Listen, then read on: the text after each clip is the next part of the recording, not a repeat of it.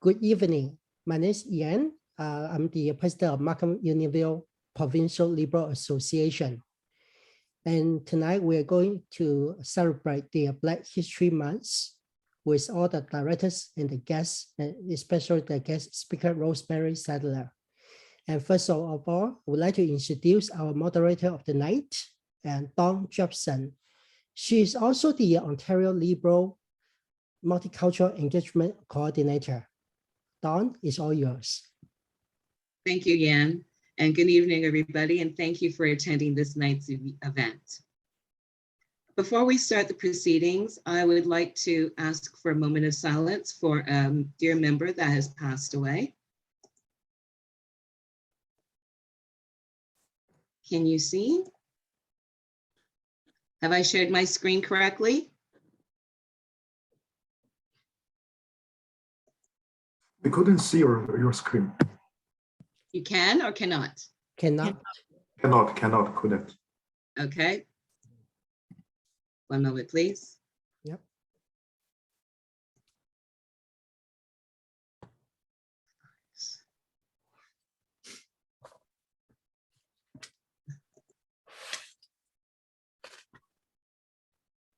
Sorry about that.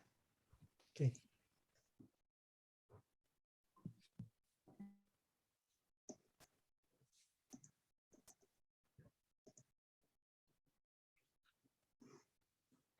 My screen is paused. Okay. Told you I'm going to get to that. I'm going to definitely get to that Zoom tutorial. My goodness, I just had it up.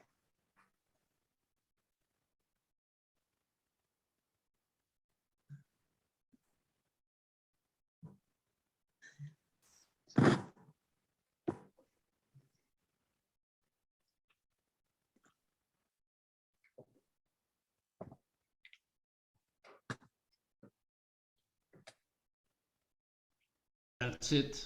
You have it now. Okay. Can you see now? Yes. Yes. Thank you. My apologies. Alex Sue, director of the Markham Unionville Provincial Association, was a valued community member who recently passed away. He was the chair of the Markham Library Board, president of the Unionville Ratepayers Association, and member of the Markham Arts Council, and a news commentator for the Chinese radio station FM 105.9. Please join me in a moment of silence to recognize the legacy of Alex that continues to benefit the community to this day.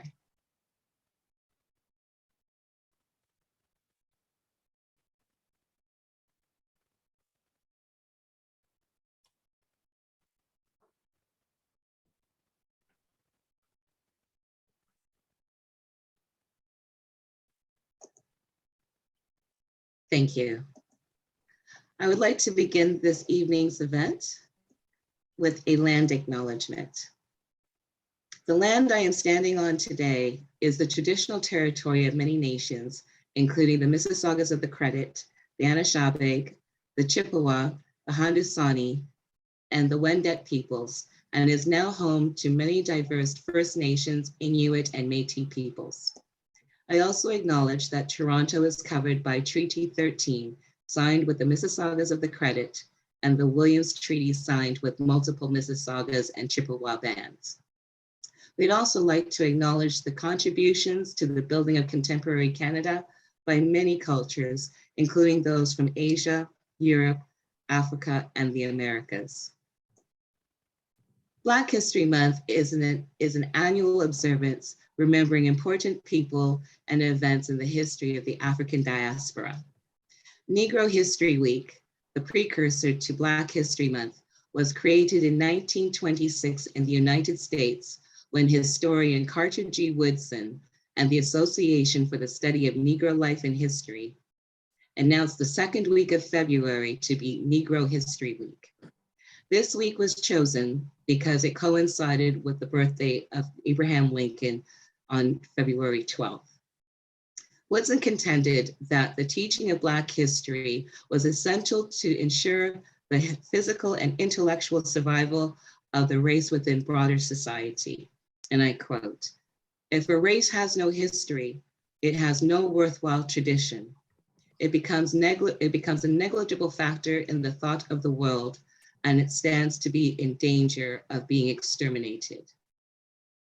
In 1995, after a motion by politician Jean Augustine, the first woman to serve as the Federal Minister of State of Multiculturalism and the Status of Women, Canada's House of Commons officially recognized February as Black History Month and honored Black Canadians.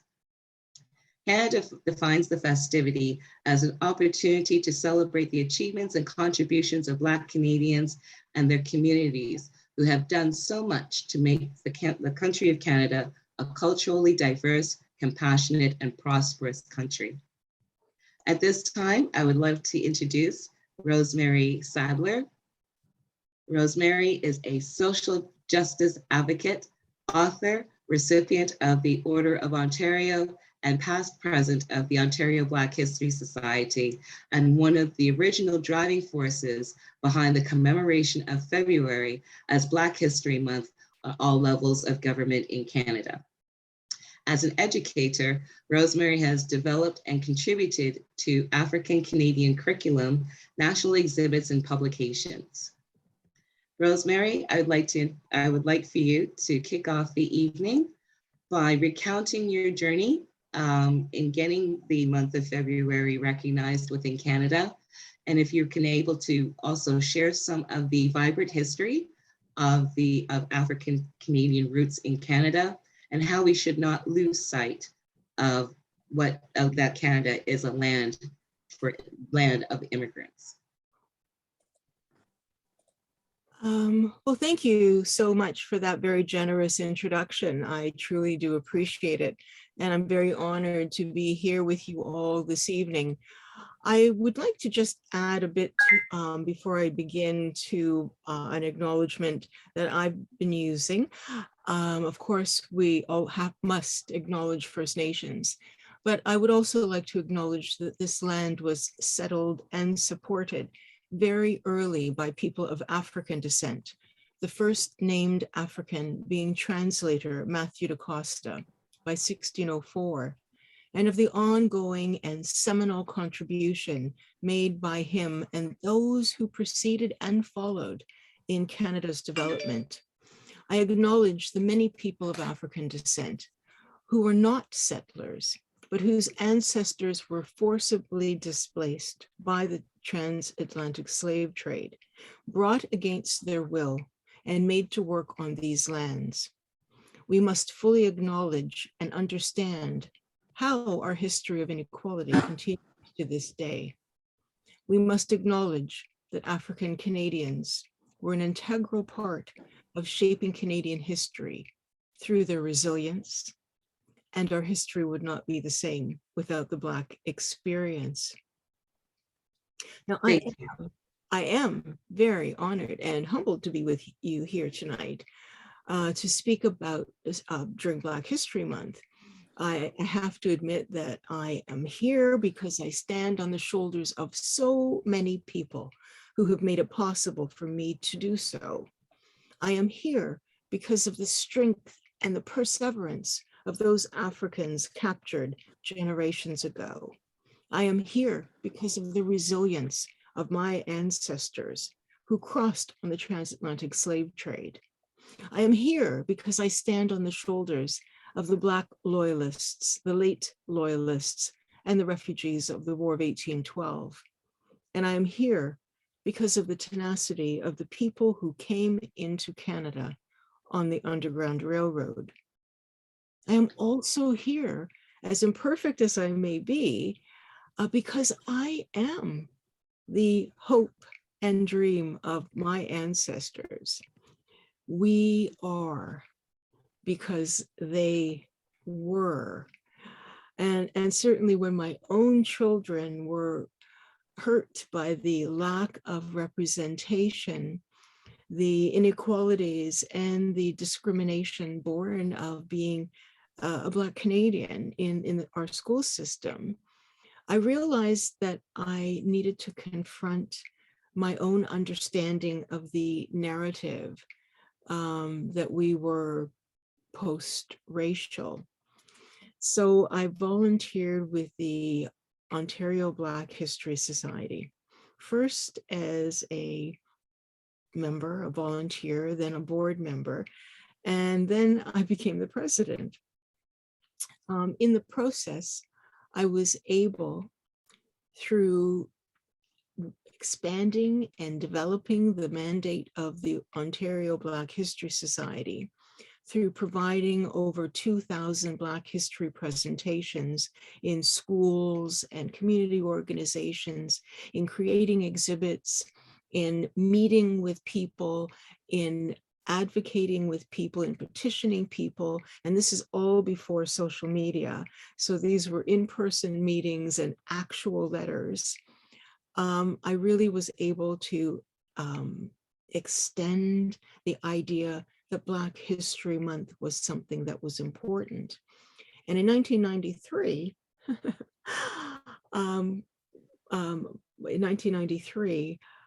my son was just a few months old and I became the president. So I accidentally didn't know that we needed to seek a petition from the city of Toronto in order to have Black History Month again celebrated by the city, because the organization had been able to get it observed previously. I didn't know that. I went to the city even after the deadline. They granted my request and knew that this was so important that I had to make sure that I extended it. So I then sought a proclamation from the province of Ontario, which I got. I got a proclamation from every province in Canada. I began the process, and also at the same time, I was working on one other commemoration, which has just been effected last year. August 1st is Emancipation Day, but that's another story. Went to every politician that I could access. And by chance, I was at a fundraiser at Denham Jolly's home, and Jean Augustine was there. And I asked her directly, because I had already sent communication to her and other members of parliament. And I asked her directly, since she was there, if she would consider this. And she was speaking to Lloyd Perry, and I mention him because his name came up regarding this commemoration of Paddy Day, but he was also there for that event. And he and she talked about it, and Jean agreed in that moment that she would champion it through the House of Commons. I was delighted to provide information to her office, as many as 50 fact sheets that I created, often by fax. We had faxes then. And by December of 1995, it was passed. I saw it at home with my children on CPAC. And I was able to organize a bus trip of people from Toronto to go up. And I had the distinct honor of being the only non-elected person on the platform for the first celebration of Black History Month across this country, with Prime Minister Jean Chrétien, with Sheila Copps, the honorary Black member, and of course with Jean Augustine. It was a moment of incredible pride for me and incredible hope, because I really felt that with this designation, our story, our experience, our contribution to this country would be more regularly and routinely included in so many different aspects of life. But we're still working on that part. And Black History Month is clearly a time to, yes, look at everything that we have done since before Confederation, to acknowledge the reality that this country was built upon the efforts of people like Matthew da Costa, a free Black man in 1604, who helped to effect the connection between Europe and Canada because he could speak Mi'kmaq as well as Portuguese and British and French. The reality that the first enslaved African arrived here in 1628, and that we have a 200-year history of enslavement of Africans under the French and later under the British that did not end until August 1st, 1834. We are a country that is diverse, and we have been diverse from the very beginning. And that is one of the values of learning even more about the significance of Black History Month. Thank you so much for having me tonight. Thank you, Rosemary. I'd just like to ask you, from the time of the inception, official inception of Black History Month in 1995 until now, as an educator and of course as someone very connected to having the month commemorated, what is your take on the genesis from 1995 until now? Well, one of the things that happened on stage in 1996, and that's why I made a point of mentioning Sheila Copps, because she was the one who announced the Matthew da Costa Essay and Art Award contest. And certainly I was on the final selection committee for this contest for over 10 years until it was ended. And I think that part of that was the idea that it would inspire and encourage young people to seek to do projects that would focus on African Canadian aesthetics, African Canadian personalities, African Canadian contemporary and historic personalities. And I think it did do that. But the reality is that we probably needed even more, but society wasn't perhaps quite ready for it at that time, because what we really need and what we still don't have is a required Black history curricula from kindergarten to grade 12. And here I'm not just talking about his Black history as a history subject and a social studies subject, but greater representation in terms of every subject area. We have I've gone to school here, my kids have gone to school here. We all know what happens or could happen in a classroom. We all know whose faces are and are not part of our textbooks and the learning materials that we use. Our teacher librarians are strapped to get African Canadian materials because they have such limited budgets, and they're purchasing stuff for their classrooms or their schools. We don't have provincial purchases for every school like they do in Nova Scotia. And often what happens is that cheaper African American materials come in instead. So I haven't been in an actual classroom lately because of COVID-19, but I can assure you that until very recently, most Black material, capital B Black, about people of African origin, is often American based. And while we should know about a lot of things, it kind of makes it seem like there's no Black history here if we're studying Black history someplace else.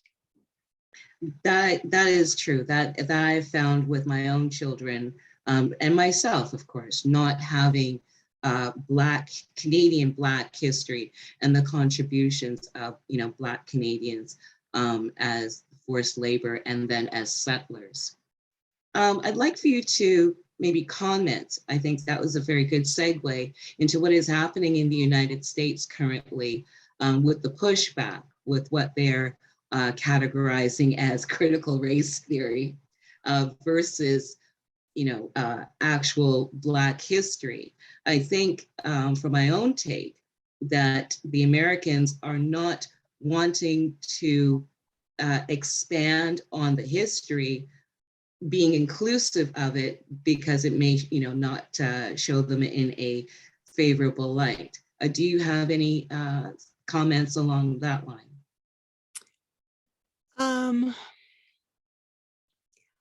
Yeah. I'm just going to say this, and I think that it's important that we just put it on the table. Racial inequality exists, and it exists because we had something called the transatlantic slave trade. And during that period of time, it was required to make it work that people who were owning enslaved people had to look at those people as things, as objects that could be disposed of or thrown away or basically ignored.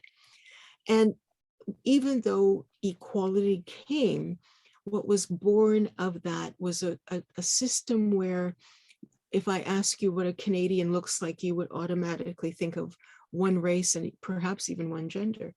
So it's I think that critical race theory is,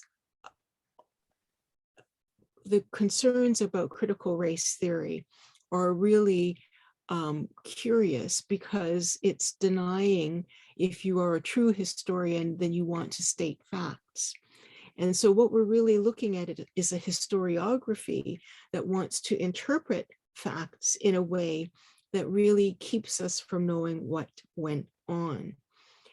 Again, racial inequality exists. Systemic racism is supposedly what we kind of talk about in Canada more. And when you talk about systemic racism, what it does is that it puts the focus on government policies, social policies, school systems, procedures, hiring of policies that you as an individual may have had no role in creating, that they don't focus on you as an individual and your particular behavior or even thoughts. It assumes that we are part of a system that is imperfect. Critical race theory wants to pretend that let's just not talk about it, and white kids will feel more comfortable. I know a whole lot of Black kids and perhaps Chinese kids and South Asian kids who have felt incredibly uncomfortable over generations because their reality has not even been alluded to, never mind clearly explained or explored. Race in itself is a social construction. And while individuals, of course, can be racist, it's the cultural norms and the overarching narratives that we have about this country and their country that really lead to some of this. It's embedded and it's common, not rare. It's just the way it is. So what the things that we have been perceiving as normal and usual for so long are things that we maybe need to look at again. Because if they're imperfect, I mean, if they're so perfect, then why is it that people of African origin might find themselves experiencing more harm than other groups, even though they are not in the majority in most locations in Canada? Why is it that Black students are 4 times more likely to be expelled from a Toronto school? Why is it a Black person is 20 times more likely to be shot and killed by police? And I mean, it's a terrible road to go down, but it's, I think, in asking the question, why, I think that we can look at why critical race theory is in and of itself is not a problem. It's what people are doing with that idea. And I have certainly been on some Zoom calls with some African Americans and white Americans, and people will lose their job if they talk about realities of history in a certain way. even in this day and age where we are so open to the internet and so much information, I'm still quite astounded, really, as to how little still we know about our own history and our own culture within the countries that we are born. We had a little bit of a discussion before this, and we were relating the fact that, myself as a first generation Canadian born in Canada, I'm not immediately accepted as a Canadian. I'm always asked, where do you come from originally? Or where are you originally from? So right away, as a born Canadian, I've never lived anywhere else other than this country. So having that cultural acceptance that I was born here, or that we were born here, and this is our culture. Do you find that the Black History Month, that your intentions, again, back in 93, 95, has addressed any of those? We are a land of immigrants. Do you see any of that has whittled its way into your original hopes for recognition of Black history? Well, I have to say that I'm just going to say this. I have issues with the idea that we're a land of immigrants, because we still are working on how we define what is a Canadian. And for a long time, Canada was a white country. And then with the change in the immigration laws, it became, okay, we're bilingual, bicultural, and they're First Nations. And then we sort of became multicultural. And at that point, I was thinking, that means us. But it didn't exactly, because multicultural in many forums I was part of seemed to mean European, and then ethnic meant non-white. So now we're in 2022, and I am not an immigrant.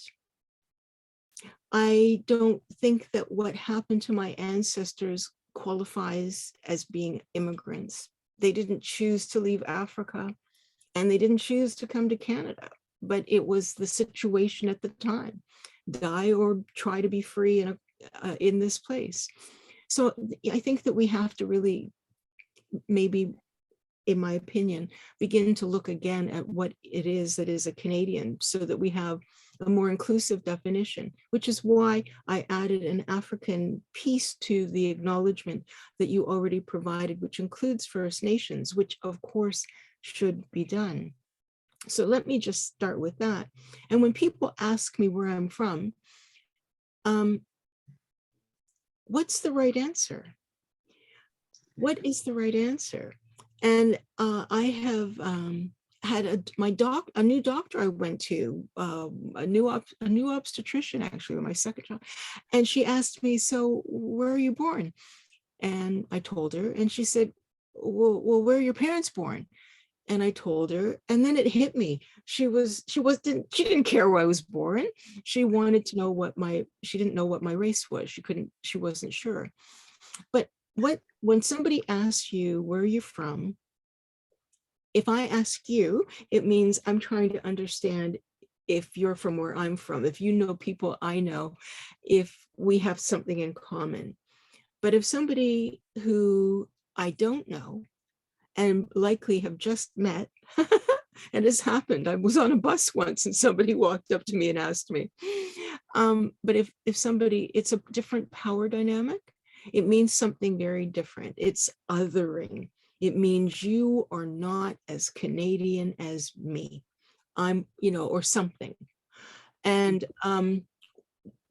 sometimes the person asking the question may not be if there's such a thing as being more Canadian. I don't really have an answer except to say I'm from here. I have had people, I have told them I'm from St. Michael's, and they like that answer and they'll walk away satisfied. Guess what St. Michael's is? The hospital I was born in. Right. Yes. So you technically, land of immigrants. Pierre Trudeau introduced the notion of a cultural mosaic. and wanting people of other cultures to come with their culture and bring it to Canada, and help with their diversity make this a better country. Do you think that that was a failed experiment? Do you believe that we are a cultural mosaic as a versus perhaps maybe a land of immigrants? I can feel more comfortable with a cultural mosaic because I think that there are elements where we all are people, everybody, most people have two hats. You have your mainstream hat and you have the hat that you wear at home that might more closely and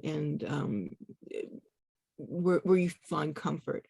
We're all Canadian. We might all enjoy pizza, but maybe there are other cultural foods that we enjoy when we're at home. So mosaic, maybe that's a good word. I know that many people are here because they have chosen to come here because they want what Canada can offer. And it can offer a better life, a better opportunity, but it is still in process. It is not quite there yet, because if we were there yet, then everybody would have a little bit easier opportunity. And some of the statistics that I already rattled off would not be the case. This last question for now. Do you find the strengths in diversity, do you see that being celebrated on a wider scale as you have, again, I keep going backwards because in order to go forward, you need to go back and find out where things, why things happened, where they happened, so we understand where we are here now. Do you believe that you have achieved that recognition of diversity as strength?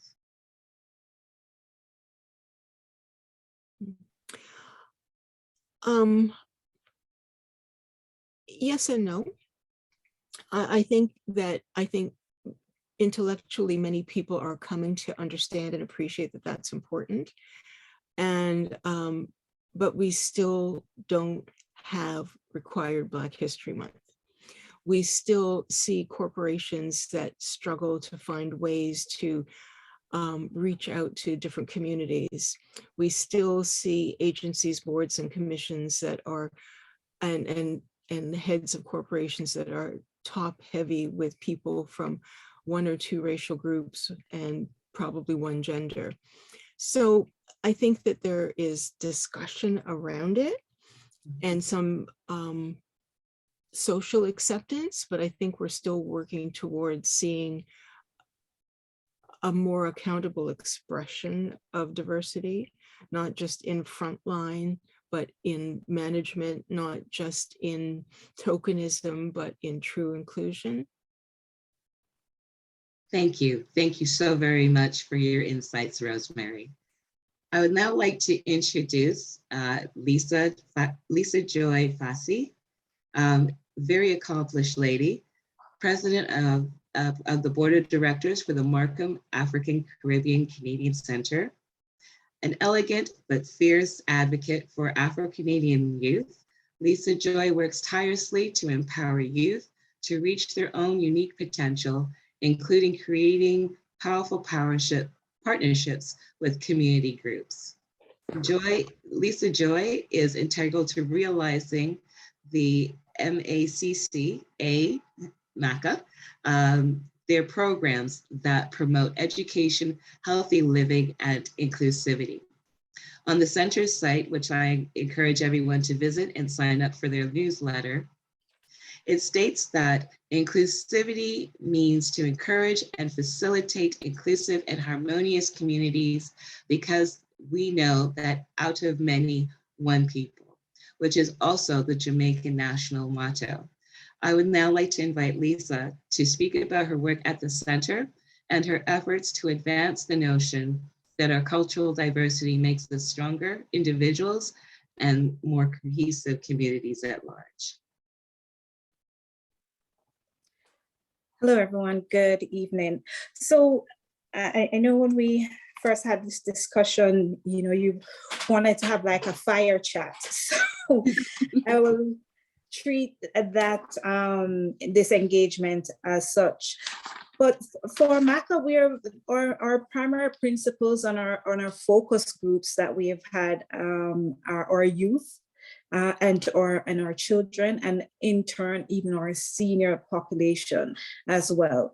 And what we endeavor to do is to promote academic empowerment, cultural and racial harmony, and community involvement.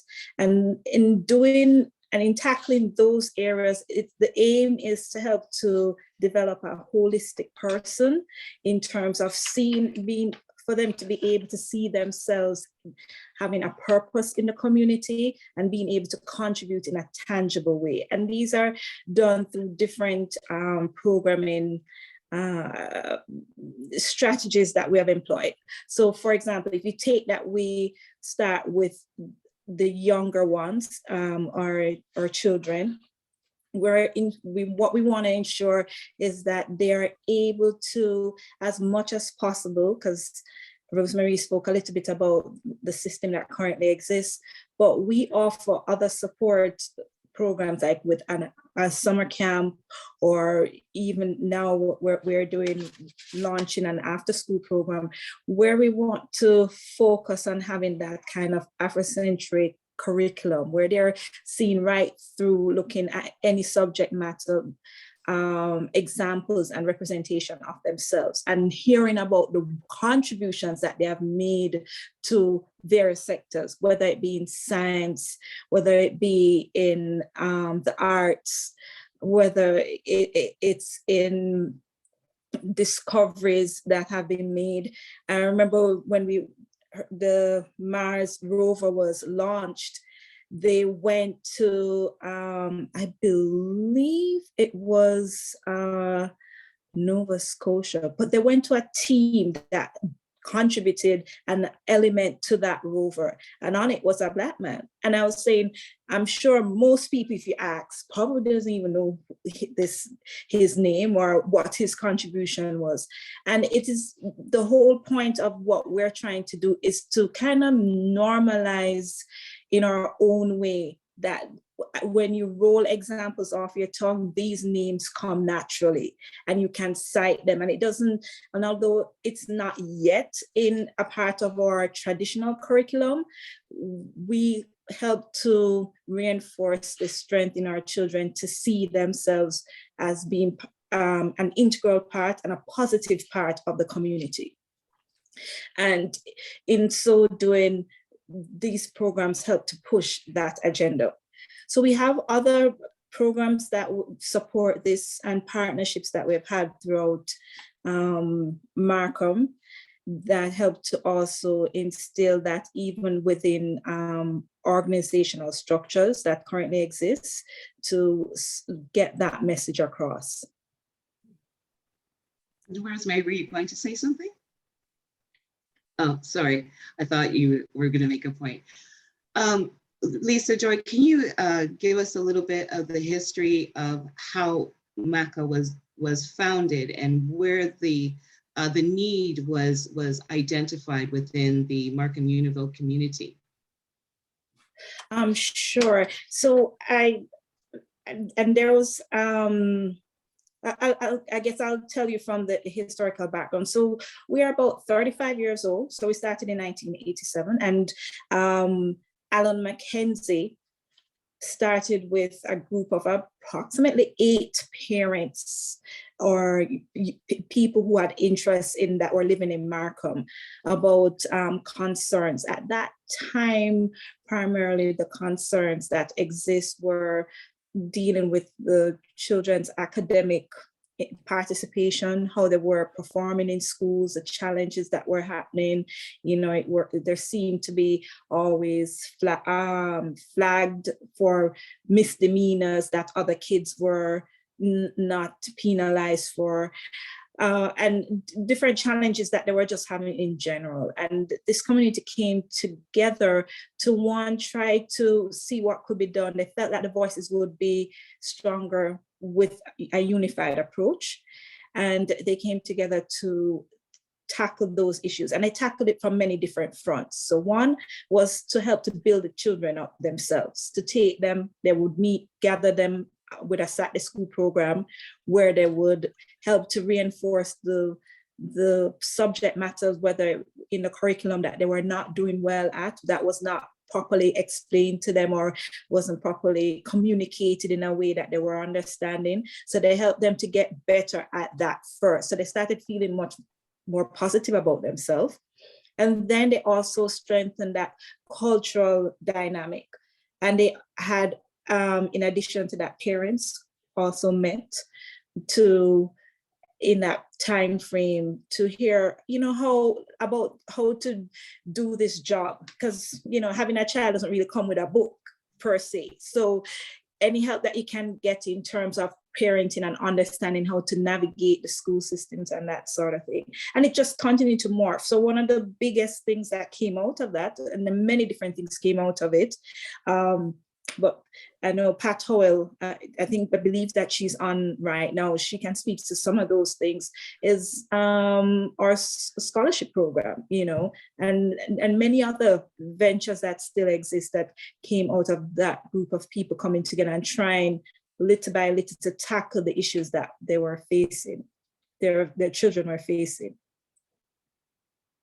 I attended your appreciation event just a few days ago, and I was quite happy and excited to see and to hear from the young people from the center expressing themselves through spoken word, through music and such.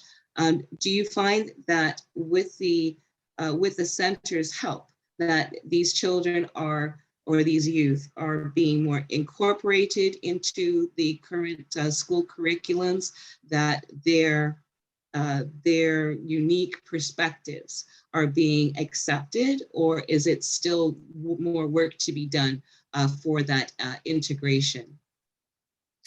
Well, I think what I would preface this to say is that this work is never going to be completely done. I think Rosemary even indicated that in her segment. There is always continuous improvement, is what I refer to it as. There's always something else that we can tweak and refine and do better at. Speaking towards our Black History program that we do with the city, that we collaborate with the city of Markham with, that program, and Pat Howell is on this call and will mention this too, is such a long-standing program that predates myself. It's over 3 decades old. It's something that was started and, it has been refined over the years, and it has been nurtured, and it has birthed many things. But one specific thing I mentioned is that those young people you mentioned didn't come out of the MACCA organization per se. It was out of the initiative of presenting the best of ourselves to the community. And then from there, the city formed their own youth group. And those were the kids that were on display. So now it's not just us. Now it has moved to the other central parts of the community or school system or York Region Police and our city, taking different initiatives and running with it and promoting our young people in that capacity. So I think there's some good work has been done for sure. And, there's still more that there's still much more that we can do in furthering this cause and building young people. But I think the most important thing that we have done is facilitated a network where they can be connected to these different streams and allow them to with us, we build them back up. Because the truth is, we're not going to be able to fight every battle at school or in the community at large. We try, and as on a whole, we want legislative changes, and that we applaud. But internally, we have to find a way to build us back up and keep pouring back in ourselves and building us back up to face the world, to take some blows every now and again, but to still know that we have something very positive to contribute and the community is better with us in it. I hear strength, I hear hope, I hear resiliency. To take your lead, Lisa, I would like to introduce our third speaker, and Pat, thank you so very much. I'd like to rope you into the conversation at this point. If I can give a little bit of an introduction.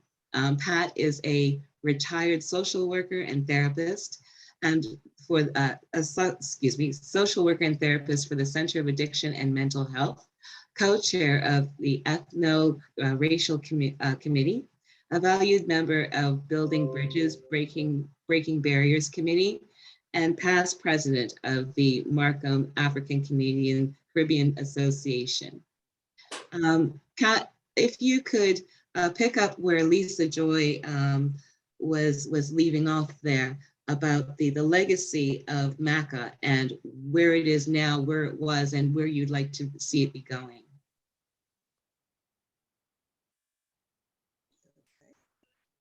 Can you hear me now? I can. Can you increase your volume a little bit? Okay. Well, I think Lisa Joy did a wonderful job. I must say that. I recall times where we have difficulties in the school system, and we have, as it stands right now, we have 89 parents who stands right with the schools at all times, because there were times that we find that our students were not treated as well as the other students. And so we now have 89 parents who are actually very, very active in the schools. And so from time to time, you know that whatever happens, these parents are very much there. And because we find that our students, when I said our students, the Black students were not treated as well as the other students. And so you have 89 parents who are very, very active in the schools. And so when things like, happens in the school, they are very much there. So yes, we do have that there. And it's, when you think about it, in the beginning, before the association came about, the Black kids were not treated as other students. And so that's how the Markham African Caribbean Association came into place to begin with. And so you have a lot of parents who are now in the school system who are very, very active in the schools, and are being, I would say they're at one point, the schools were very disappointed because the Black kids were not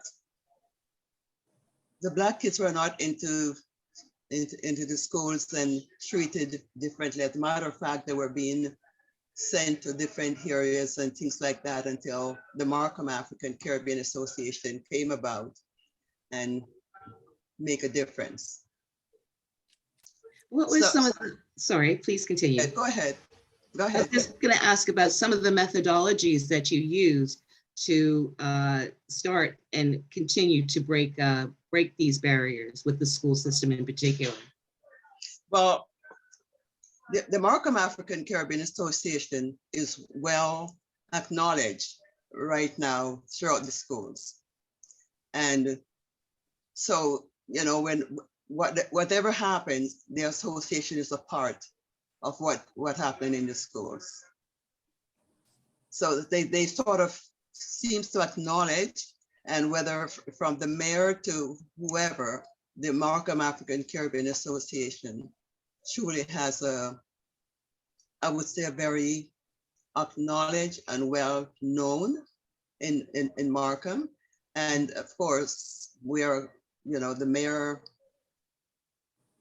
and others seems to be, they attend everything we put into place, whether it's a scholarship ball and everything, they're all there.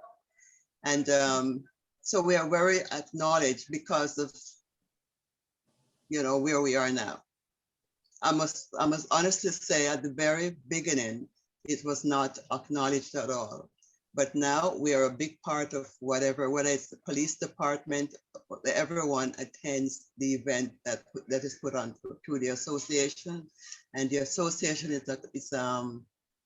is acknowledged and accepted by just about all the agencies in York Region. I would also add, sorry, Dawn, something that I also observed when I joined the association was we had this kind of annually, we try to have a meeting with the executives at particularly with the school boards and with the YRP. And what comes out of that, and usually how that discussion starts, is more of what can we do to assist you? How can we be of service? And I find it was very interesting to me as being new to the board at the time, the way that initial discussion was phrased, because then a lot of barriers in terms of people wanting to work with you starts to lower. No, they didn't see that we were starting from a place of, this is going to be a fight. We're starting from a place of, okay, you're having a problem too. This doesn't, having a community that is upset and the members of the community are not content and not thriving is not good for anybody. So we started by hearing what their issues were. And as we heard that, we started telling them, oh, this is what our issues are. And when you look at those things, when you put those things as say like a brainstorming session and they're all on the table, as it were, you start to find where they intersect. And then you start from there to work at fixing the issues. So you start where the things are common.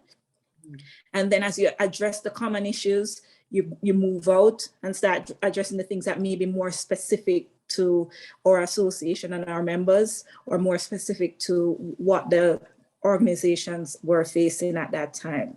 And it still continues to this day. So even when there is a new chief or there's a new school board director, we will make an effort to reach out to that person, welcome them, a welcome letter is sent to them, and make arrangements to have that meeting with them so they understand this has been a tradition and it's important that we keep that connection going.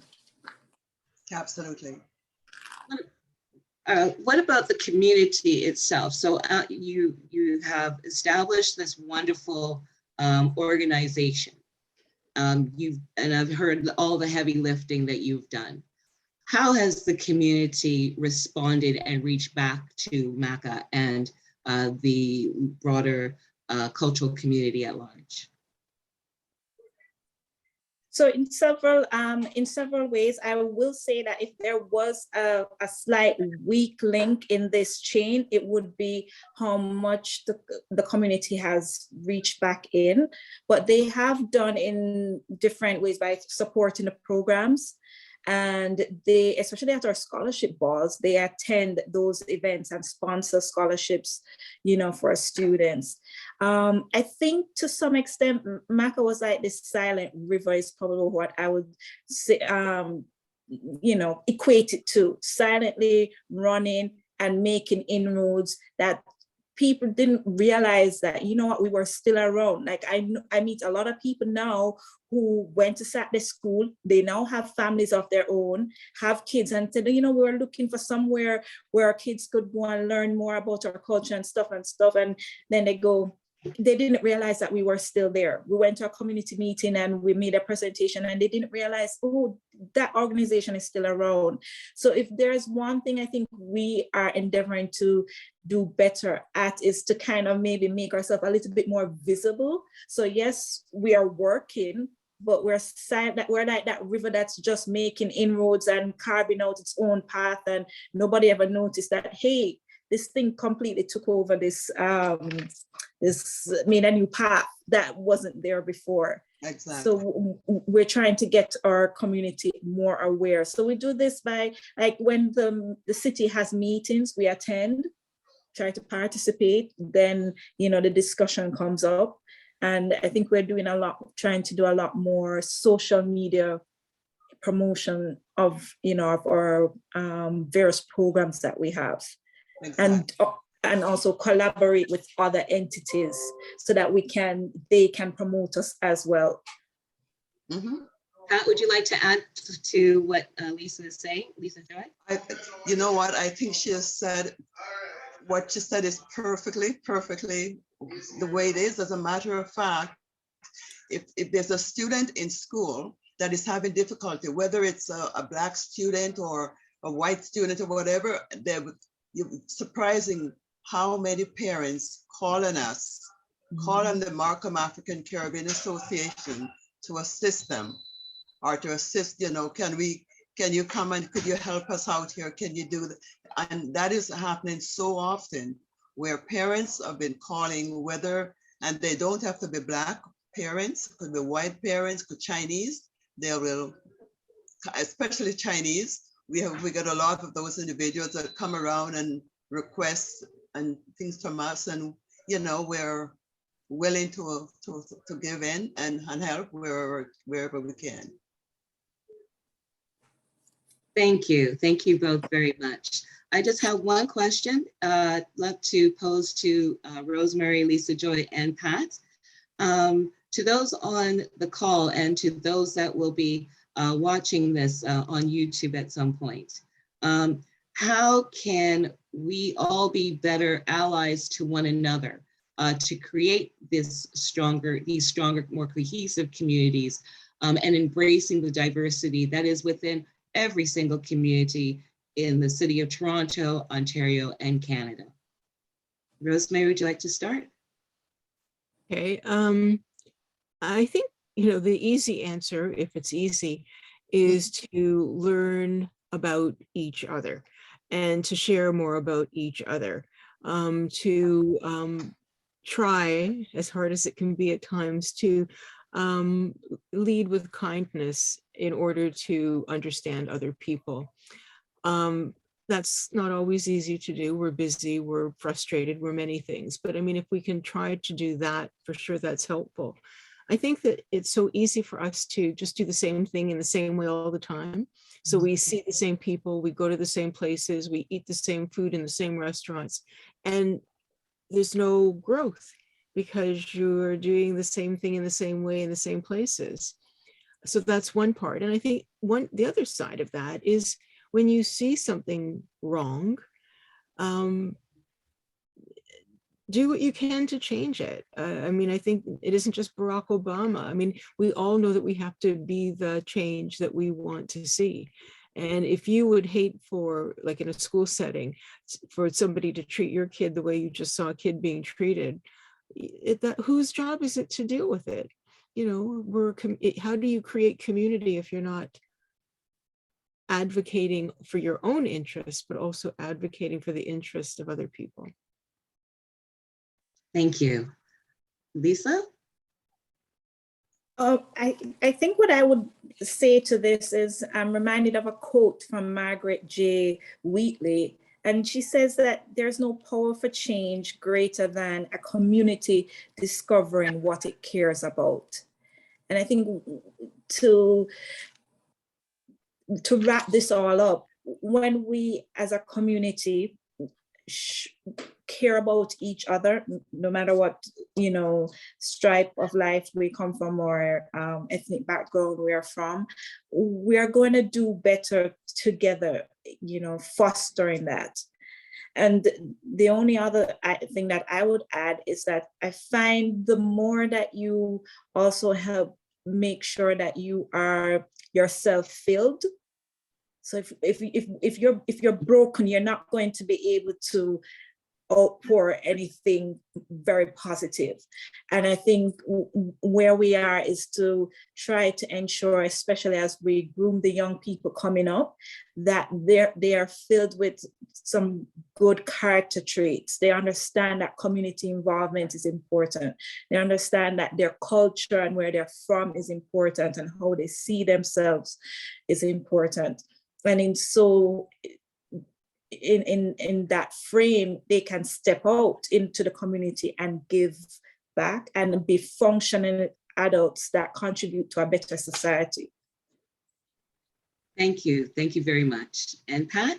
I want to add that during the summer, for example, we have a summer program going, and our summer program, it totally amazed to see how many students attend the summer programs and the different cultures, like just about it, lots of time I'm hearing, how comes you guys are having this summer programs and there's all these Chinese and Indians and we don't care about that. We just want to have the students there, and they're there, and the parents are there. The parents are, when they come to the end of the programs, we have like a function, and all the parents will be there, and they're so amazed about what their students have obtained during the summer. And it's not because we're a Markham African Caribbean Association, it doesn't mean that you have to be Black kids coming to the summer programs. And that is so well accepted. Thank you. And that just like segues into this particular event this evening. Yan was very gracious in wanting to have this event to bring people together, of varying, cultural backgrounds, to walk the walk and talk the talk that, there is the strength in diversity and in this cultural exchange, this learning opportunity, and this opportunity to be, as the word allies, people who are all part of the same community, all of us helping one another for the same goals. And our goals are to have healthy, strong, and prosperous communities. So I would like to thank our guests this evening, Rosemary, Lisa Joy, and Pat. A very special thank you to Pat, because very last minute, and you've done a wonderful job for all of us to share your experiences. And Rosemary, your wonderful work that started, almost 30 years ago, and here we are today celebrating the fruits of your labors. And Lisa Joy, your commitment to community and your commitment to moving the ball further a little each time. To borrow another Obama quote, better is good. Better is very good. So thank you very much, all of you, for your contributions. And thank you very much for facilitating and providing the space for this event. Thank you, everyone, and have a nice evening. Thank you. Thank you. Yeah. Bye-bye. Bye-bye.